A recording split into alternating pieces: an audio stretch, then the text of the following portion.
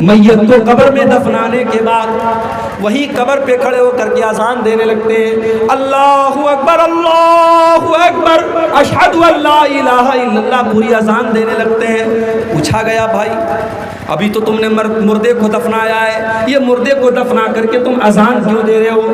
تو جواب دیتے ہیں کہ بھائی صاحب جس کو ہم نے مردے کو دفنایا ہے ابھی قبر میں اس کو دفنا کر کے ہم فارغ ہوئے ہیں، اس سے قبر میں سوال و جواب کیا جا رہا ہے، ہم اس لیے اذان دے رہے ہیں تاکہ شیطان بھاگ جائے اور شیطان اس کو بہکانے نہ پائے، اس لیے ہم قبر کے پاس کھڑے ہو کر کے اذان دیتے ہیں۔ میں نے کہا بھائی بات بالکل صحیح ہے، اذان دینے سے شیطان بھاگ جاتا ہے، بالکل صحیح بات ہے، مگر قبر کے اندر شیطان نہیں پہنچ سکتا، شیطان قبر کے اندر نہیں پہنچ سکتا، اور اگر پہنچ بھی جائے تو اس کو بھگانے کے لیے اذان دینے کا ثبوت ہمیں نہیں ملتا ہے۔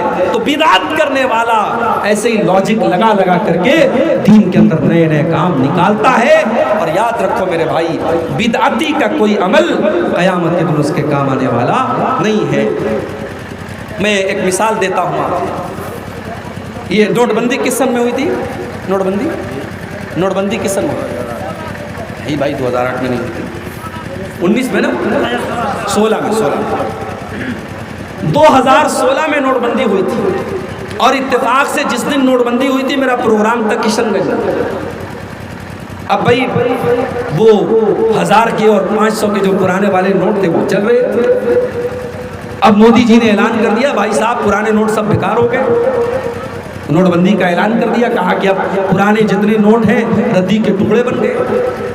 اب آپ ایمانداری سے بتاؤ یہ جو نیا والا نوٹ ہے 500 والا، اگر آپ کمپیریزن کرو تو پرانا والا نوٹ زیادہ اچھا لگ رہا تھا، پرانے والے نوٹ کا کاغذ بھی زیادہ اچھا تھا، نئے والے نوٹ کا کاغذ بھی کمزور ہے، کلر بھی اتر جاتا ہے جلدی سے۔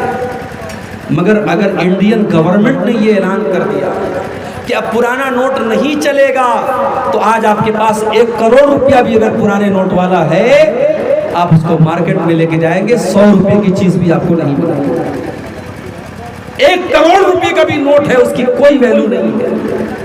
یہی معاملہ میرے بھائیوں دین کا ہے۔ دین کے اندر جس عمل کے اوپر جناب محمد رسول اللہ صلی اللہ علیہ وسلم کی مہر لگی ہے وہی عمل اللہ تعالیٰ کیا قبول ہوگا، اور اگر اس عمل کے اوپر اللہ کے نبی کی مہر نہیں لگی ہے تو وہ عمل دیکھنے میں چاہے جتنا بھی اچھا کیوں نہ لگ رہا ہو اللہ تعالیٰ کے اس عمل کی کوئی ویلیو نہیں۔ ہم جمعہ کی نماز پڑھتے ہیں، جمعہ کی نماز میں امام صاحب دوسری رکعت میں سورہ غاشیہ پڑھتے ہیں، حل اتاک حدیث الغاشیہ وجوہ یومئذ خاشیہ عاملۃ ناصبہ تصلی نارا حامیہ۔ او لوگو قیامت کے دن کچھ لوگ آئیں گے عاملۃ ناصبہ جو عمل کر کر کے تھک گئے ہوں گے، بہت عمل کیا ہوگا، بہت نماز پڑھی ہوگی، بہت روزہ رکھا ہوگا، عاملۃ ناصبہ عمل کر کر کے وہ تھک چکے ہوں گے، تسلا نارا حامیہ لیکن وہ بھڑکتی ہوئی جہنم کی آگ میں ڈالے جائیں گے۔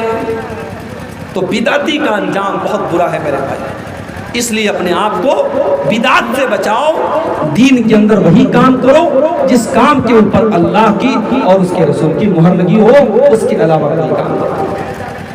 اور آگے پڑھو، ہماری نیکیوں کو برباد کر دینے والی چوتھی چیز، اگر ہم نماز کی پابندی نہیں کرتے، نماز کو چھوڑ دیتے، رات بھر آپ نے جلسہ سنا، صبح فجر کی اذان ہو رہی ہے، الصلاۃ خیر من النوم کی صدائیں بلند ہو رہی ہیں، اور آپ آرام سے سوئے پڑے ہیں، آپ نے فجر کی نماز چھوڑ دی۔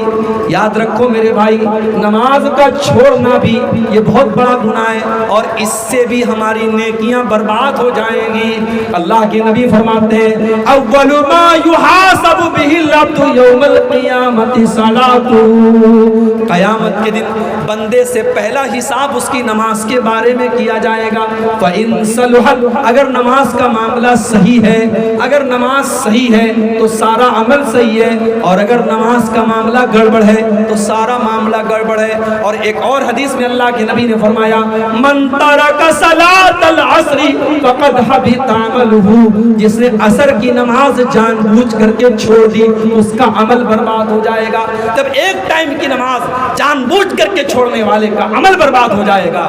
ہمارے کتنے بھائی ایسے ہیں جو ایک ٹائم کی بھی نماز نہیں پڑھتے، جن کی زندگی میں نماز کے لیے کوئی مقام نہیں ہے۔ میرے بھائیوں سوچو ان کا کیا ہوگا۔ شیخ عبدالعزیز ابن باز سے پوچھا گیا